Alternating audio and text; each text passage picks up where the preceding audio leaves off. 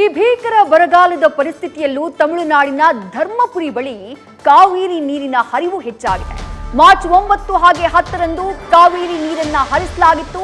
ಕರ್ನಾಟಕದ ಗಡಿ ಭಾಗ ಬಿಳಿಗುಂಡ್ಲು ಬಳಿ ಸದ್ಯ ಹೊರಹರಿವು ಹೆಚ್ಚಾಗಿದೆ.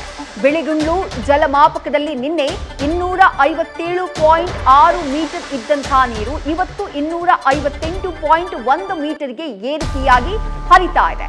ತಮಿಳುನಾಡು ಮೆಟ್ಟೂರು ಡ್ಯಾಂನಲ್ಲಿ 26 ಟಿಎಂಸಿ ನೀರು ಸಂಗ್ರಹ ಆಗಿದೆ.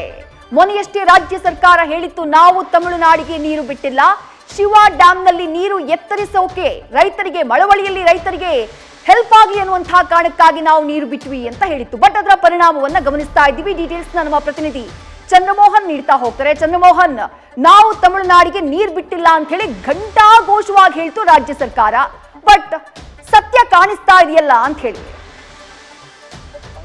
ನಿನ್ನೆ ಕೂಡ ಸಿಎಂ ಸಿದ್ದರಾಮಯ್ಯನವರು ಕೆಆರ್ಎಸ್ ಡ್ಯಾಮು, ಕಬಿನಿ ಡ್ಯಾಮ್ಗಳಿಂದ ತಮಿಳುನಾಡಿಗೆ ನಾವು ಯಾವುದೇ ನೀರನ್ನ ಬಿಟ್ಟಿಲ್ಲ, ಕೇಂದ್ರ ಸರ್ಕಾರ ಹೇಳಿದ್ರು ಕೂಡ ನಾವು ನೀರನ್ನ ಬಿಡೋದಿಲ್ಲ, ತಮಿಳುನಾಡು ಕೇಳಿದ್ರು ಕೂಡ ನಾವು ಈಗ ಕಾವೇರಿ ನೀರನ್ನ ತಮಿಳುನಾಡಿಗೆ ಬಿಡೋದಿಲ್ಲ ಅನ್ನುವ ಮಾತನ್ನ ಹೇಳಿದ್ರು. ಆದ್ರೆ ಮಾರ್ಚ್ 9 ಮತ್ತು 10ನೇ ತಾರೀಕು ಕರ್ನಾಟಕದ ಕಾವೇರಿ ಕಣಿವೆ ಡ್ಯಾಮ್ಗಳಿಂದ ಹೆಚ್ಚಿನ ಪ್ರಮಾಣದ ನೀರನ್ನ ತಮಿಳುನಾಡಿನತ್ತ ಹರಿಸಿರುವಂತದ್ದು ಈಗ ದೃಢಪಟ್ಟಿದೆ. ಮುಖ್ಯವಾಗಿ ಕರ್ನಾಟಕದ ಕಾವೇರಿ ಕಣಿವೆ ಡ್ಯಾಮ್ಗಳಿಂದ ಬಿಟ್ಟಂತ ನೀರು ತಮಿಳುನಾಡನ್ನ ತಲುಪಲಿಕ್ಕೆ ಮತ್ತು ಬಿಳಿಗೊಂಡು ಜಲಮಾಪಕವನ್ನು ತಲುಪಲಿಕ್ಕೆ ಸಾಮಾನ್ಯವಾಗಿ 2 ರಿಂದ 3 ದಿನ ಸಮಯಾವಕಾಶ ಬೇಕಾಗುತ್ತೆ. ಈಗ ತಮಿಳುನಾಡಿನ ಗಡಿ ಭಾಗದಲ್ಲಿರುವಂತಹ ಬಿಳಿಗುಂಡ್ಲು ಜಲಮಾಪಕದಲ್ಲಿ 1/2 ಮೀಟರ್ ಹೆಚ್ಚಿನ ಪ್ರಮಾಣದಲ್ಲಿ ನೀರು ನಿನ್ನೆಗಿಂತ ಇವತ್ತು ಹರಿತಾ ಇದೆ. ಅಂದ್ರೆ ಈಗ 9 ಮತ್ತು 10ನೇ ತಾರೀಕು ಬಿಟ್ಟಿರುವಂತಹ ನೀರೇ ಇವತ್ತು ಬಿಳಿಗೊಂಡ್ಲು ಜಲಮಾಪಕವನ್ನ ತಲುಪಿದೆ. ಇದರ ಪರಿಣಾಮವಾಗಿ ನಿನ್ನೆ 257.6 ಮೀಟರ್ನಷ್ಟಿದ್ದ ನೀರಿನ ಪ್ರಮಾಣ ಇಂದು 258.1 ಮೀಟರ್ಗೆ ಏರಿಕೆಯಾಗಿದೆ. ಅಂದ್ರೆ 1/2 ಮೀಟರ್ನಷ್ಟು ಏರಿಕೆಯಾಗಿದೆ. ಅಂದ್ರೆ ಸುಮಾರು 1.5 ಅಡಿಯಷ್ಟು ಹೆಚ್ಚಿನ ಪ್ರಮಾಣದ ನೀರು ನಿನ್ನೆಗಿಂತ ಇವತ್ತು ಜಾಸ್ತಿ ಹರಿತಾ ಇದೆ.